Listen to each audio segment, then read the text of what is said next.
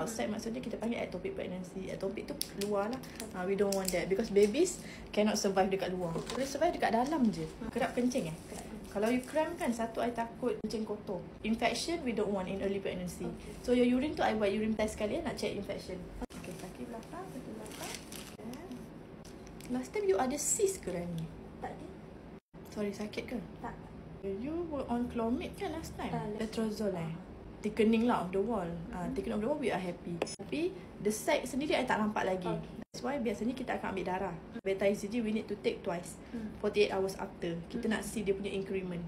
So kalau increment dia nampak suspicious, then this is suspicious of ectopic pregnancy lah. So yang tu kena refer. Refer out. Ada cyst lah Rani. This is side effects of actually you punya letrozole. Ataupun hari tu last time kita inject you Eucop kan? Tapi good thing is benda ni dia akan pecah sebab ni air saja.